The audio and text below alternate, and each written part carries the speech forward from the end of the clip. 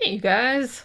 It's Tuesday. Yeah, Time for another sidetrack. yeah. What's going on? You got anything on a list or anything? We have to talk about what the kitty did last night. Yeah, it was a weird thing. Woke up in the middle of the night around 3, and I'm hearing fucking Pooky go, meow. And I'm going, what the hell's going on with that? And she's at the damn sliding glass door, and I run up, and she's fighting with a cat on the other side of the glass. And that cat goes running off. It's a little orange damn tabby cat. Looked like a little orange tomcat. This is the craziest. Okay, Yeah, so. I never heard her make that noise like yeah, that. Pooky, I mean, she wakes us up all the time, like jumping on us, being like, hey, play, or hey, I'm out of treats, or whatever. But I woke up, well, I was awake already because I woke up and for some reason I was like really, really thirsty. I'd even been like dreaming about going in the kitchen and getting like a big glass of ice water and then bringing it in the thing and then having to refill it because I kept drinking it. I don't know why I was dreaming that. But I woke up and I was really thirsty and it was like 2:45. And then all of a sudden, I hear Pookie going like, "Row, row," Yeah. and I was like, she never makes that noise in the middle of the night. I'm like, what the fuck? That's right. She was calling somebody. She was calling, and then I was like, what the fuck? Why is she? I was like, is she all right? Why is she making that noise? And so then he was like, well, there must be something out there because he saw that he could see her like under the curtain, like she was sitting looking out the sliding glass door. Yeah. And then he was like, well, there must be something out there. So I was like, okay, whatever. So then I laid back down. And then like about 5 or 10 minutes later, all of a sudden we hear, ringer! Yeah, she's fighting. And I was like, what the fuck? And like we both woke up. Because again, I have never heard Pookie hiss or anything. Like Beijing, when they play, Beijing hisses at her all the time. Yeah, but she doesn't hiss. And she doesn't care. She's just like, whatever, I'm still going to whack you in the butt. You know, I'm cute. But she doesn't hiss at other cats. But she made this like horrible noise, and I was like, holy shit. And so we got up, and then we look out the thing, and she's just, and she was like hissing and stuff. Hissing like, every 2 seconds. Yeah, like that. And it was that little, like, there was a little orange tomcat out there. She was trying to fight to get through the glass. Yeah, she's like, I'm going to go kick that cat's ass. Yeah. That cat would have kicked her ass, though. Yeah, he was bigger than her. Yeah. Well, that solved the mystery because a couple, was it 2 or 3 nights ago? I woke up in the middle of the night and we thought we heard a cat crying and I was like, did Beijing get left outside? It's like, who is that? It's like, didn't sound like either one of them. I didn't see anything there, though. And we couldn't see anything. Yeah. So we thought, well, that must be just a neighbor cat that's like wandering around looking for shit. But it's like, holy crap, man. So it's like, I didn't even hardly get any sleep because she scared the shit out of me with fucking hissing and crap. And then she sat there for like ages, like watching for that cat to come back. But I guess he never did. Yeah. And so it's like, now I'm kind of scared about her going out of the porch and shit. Because what if that cat comes back and like beats up on her and stuff? No, it's nothing's going to happen. I hope not. I mean, I guess he only comes around like in the middle of the night because, like I said, it's like 3 a.m. He knows cats are here. Yeah, that's what we were saying. He's like, he smells like lady cats, I guess, even though they're both fixed. I wanted to show you guys something. This is my yearbook. All right, from the 1st and the 5 of 6 when I was up on the DMZ in Korea back in '91. I want to show you something. Let's see. There's this guy in here. Where is he, Jenny? I can't remember my glasses. Well, I don't know. I don't Name's know. Van Vakius. That's him right there. All right. See that name right there? It says Van Vakius. All right. And I'm up here. Right there. I got a call or a message last night from a friend of mine who was in this unit. I'm not going to name his name because he's working for a government agency. I'm not sure which one it is right now, but he's been talking to Van Vakius. Van Vakius has been locked up for about 5 or 6 years. He got sentenced for 20 years for conspiracy to murder a DEA agent. What he had been doing, he did 20 years in the Army, fucking ran a sniper school, fucking was a high-ranking NCO, was a drill sergeant, did his 20, came out of service, and joined a band of international mercenaries. Guys from the German army, the Polish army, guys from the Russian army. And this group of mercenaries were working for a Colombian drug lord as bodyguards, assassins, and they were training a narco army. Well, his client had to get something done evidently, and to get this mission done, they were going to go kill this DEA agent. Somehow the thing fell through. And they all got locked up. Well, the buddy who was in the same unit evidently did a bunch of interviews with him, you know what I mean? Because it's best if you're going to talk to some guys is you get friends, old friends, you know, from this.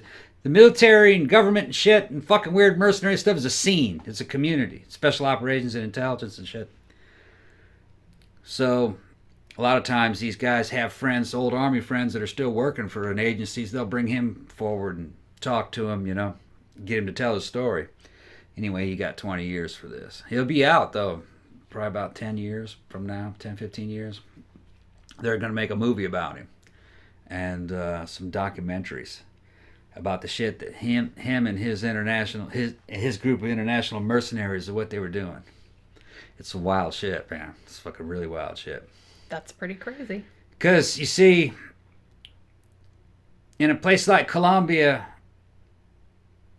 these drug lords, a lot of times, they either have partial or total control over the damn Colombian government. They're almost kind of merged with it. All right? So, from our point of view, they'd be criminals, but from that point of view, from the point of view of the Colombian drug lords, are more like secret agents. Fucking, you know what I mean? They go down and fucking kill judges and do all kinds of fucking shit that you see in the newspapers.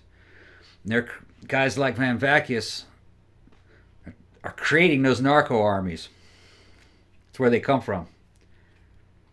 They're paying him $700,000 per hit. Damn. Yeah. Yeah.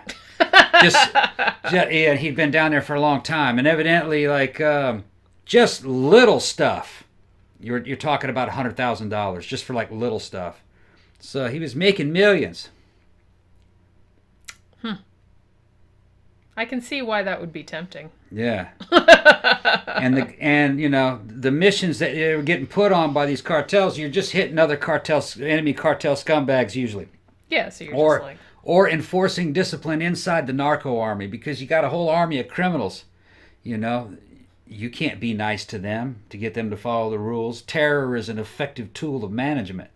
So, you know, they break the rules. They do something when they're not supposed to do, you know, do something when weren't told to do it, or they steal or whatever. You got to go down there and cut their faces off or something, you know what I mean? Torture them to death. And that's the kind of shit he was doing. Sometimes you got to cut a motherfucker's face Sometimes off. you got to cut a motherfucker's face off. Well, how are you going to negotiate with fucking an army? How are you going to command an entire army of criminals? Yeah. Without doing stuff like that. You have to do that kind of shit. And that's... So, they're going to make a movie about him. He was fucking like a real-life John Wick. Yeah, I wonder how long that's going to be before they actually get a movie about him going. They're making it right now, evidently. They're trying to get... According to the guy that told me. Yeah. That they're making a movie and a series of documentaries about him and his team.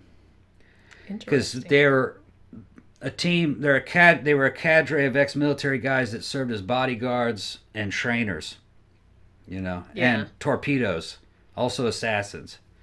That's going to be interesting, man. Yeah, we'll have to see that. And for the record, like, hey, I know that guy. For the record, I know Van Vacchius. He was a good soldier, real good guy, but I haven't seen him for a long, long time. I had nothing to do with any of that shit. Yeah. Okay. I haven't seen him in a long time. Just for the record. Okay. Tom is not an international mercenary. I'm not an international mercenary. I don't work for drug cartels or anything like that. I haven't seen Van Vacchius since the 90s. We would have a lot more money if you did. I'd be fucking rich as fuck. And I wouldn't be doing a podcast. Right. I'd be out working.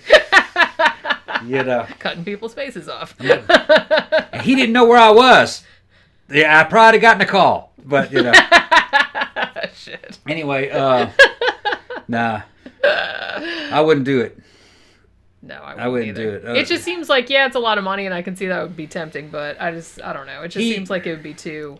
He had been a soldier for 20 years. All right. Yeah. And retired. Okay.